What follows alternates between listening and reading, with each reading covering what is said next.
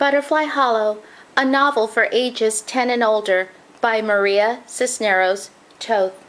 Chapter 3. At the end of the day, Miss Sweetwater dismissed the quietist Rose first. I sat still, looking straight ahead, hands folded on my desk. "Charlene's row is excused," she said. I grabbed my books and lunch bucket, stuck out my tongue at Harvey again, and hurried out the door.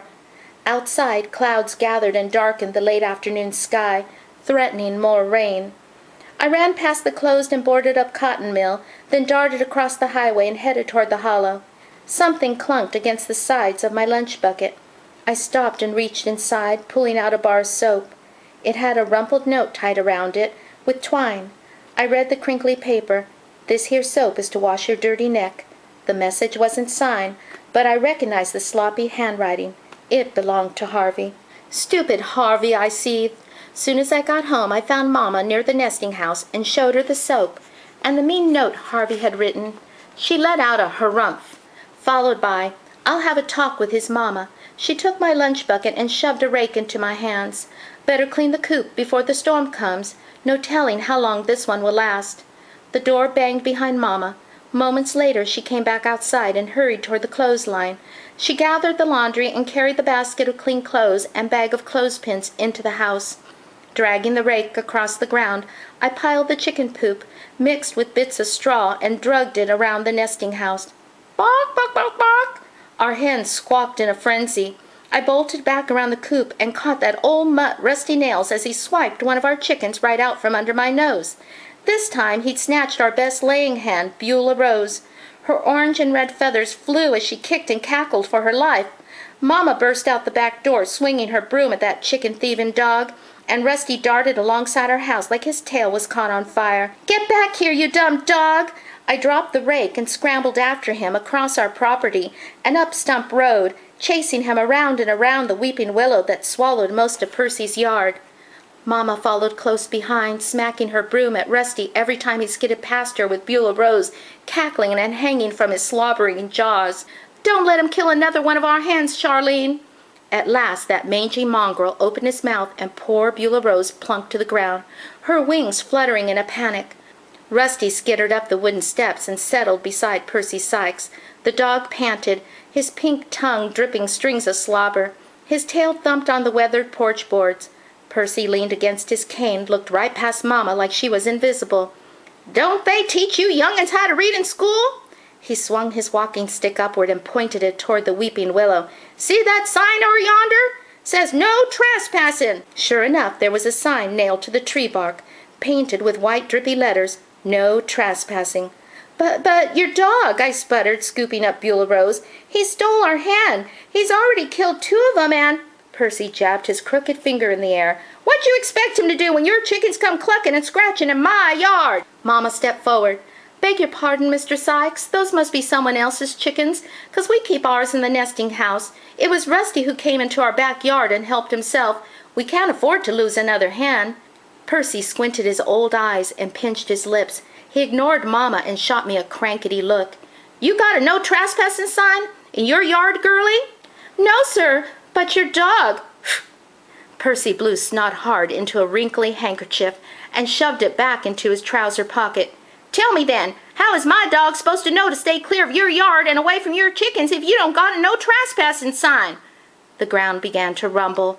"Woo, woo!" I shouted above the shrieking train whistle.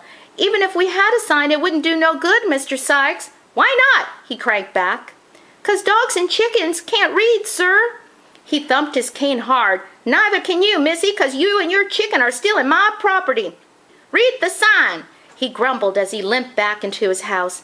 "Young'uns got no respect." The screen door banged and bounced behind him. Rusty lay on the porch, black snout resting on crossed-over paws, his hungry eyes fixed on Beulah Rose, cradled in the safety of my arms. I swear that trouble-making dog looked like he was smiling with devilish satisfaction. "Never pays to argue with Percy," Momma said as we walked toward home. "Honestly, that man has got a mean streak as long as the Mississippi." Beulah Rose clucked softly. "How did Percy get to be such a cranky pants?" I asked. "Years can take a toll on a man. Guess life has made Percy bitter." "Percy's head is shaped like a pear," I blurted out. "Shush your mouth, Charlene." Mamma's words were sharp as an ice pick. What'd I tell you about respecting your elders? Respect? What about respect for kids? I had plenty more to say on the subject, but I didn't want to ruffle Mamma's feathers. By the time we reached the edge of our property, Mamma's harsh tone had softened, and she petted Beulah Rose. Oh, she'll be all right. She's more scared than hurt. Just hope she gives us eggs come morning. I carried Beulah Rose to the nesting house and set her down in her box on a bed of straw. You won't be stealing no more of our chickens, Rusty, I muttered to myself, glancing over my shoulder to make sure that chicken-stealing mutt wasn't anywhere near the coop. After I got done with the raking, I sowed an extra handful of feed. Vroom! My head snapped at the sound of a growling engine. Daddy's home! I latched the door to the hen house and hauled toward the front yard. The pickup roared onto the property. As it slowed, I jumped onto its sideboard. The engine sputtered, rattling to a stop. Hey, Daddy! I reached through the open window and plucked a shiny penny from his ear. I stretched my arm around the backside of his head and snatched another coin from his other ear. 2 whole cents. Don't let 'em burn a hole in your pocket, he joshed. He slammed the truck door, stooped forward, and I hopped onto his strong back, hanging onto his neck. He bucked and spun around, making me dizzy as we charged up the porch steps. We whooped and hollered as we galloped past Momma and into the parlor. He spun around one last time, leaned far back, and dumped me onto the couch. Whee! I bounced onto the soft cushions. Honestly, Cotton, sometimes you act just like a child. Momma paused and touched Daddy's arm. What happened? You're bleeding. Did you and Otis get into another fight? He yanked his arm away, his shirt sleeve torn. No, we did not get into another fight. I helped the doc fix a flat tire, caught my arm on the fender well. That's all there is to it. Momma gave Daddy a doubtful look. I'll never understand why you've put up with Otis all these years. You know why, he raised his voice. Please don't argue. I jumped between them. It scares me when you fight. Daddy's mouth lifted into a smile. Enough talk about Otis. He rubbed his hands together. Now what's for supper? I'm so hungry I can eat a camel with 3 humps. I giggled. Ain't no such thing. Oaksy doksy, smarty pants. I dare you to tell that to the mama who birthed that lumpy camel. Mama shooed us both into the kitchen with her broom. If you 2 don't wash up for supper, I'll give you 3 lumps on your head with this handle. I think she means business. Daddy dodged past her, playfully swatting her backside. I followed him to the kitchen sink while Mama stood at the cook stove and dished up chicken and dumpling. Hiatus. Daddy pulled apart a biscuit and drugged it around his plate, mopping up the gravy. So, he looked at me from across the table. Is that sissy preacher's boy still bothering you at school? I poked at a doughy dumpling. Go ahead. Mama took a sip of salted buttermilk. Better tell him. He leaned back in his chair. Tell me what? With my fork, I flattened the dumpling and swished it around in the gravy. Harvey gave me a bar of soap, I finally spit out. What for? Daddy's voice raised a notch. To wash the dirt off my neck. Daddy scooted his chair back. Come here. He crooked his finger and motioned me over. My eyes started to puddle. Now don't cry. Come here. I made my way around Mama and stood in front of him. He tilted my chin slightly back, then forward, and looked me square in the eye. That boy is either stupid or blind. Your neck is clean as a whistle. Now finish your supper. I scuffed back to my chair and picked up my fork. Daddy pushed his plate aside. Did you wallop him good? No, sir. Why not?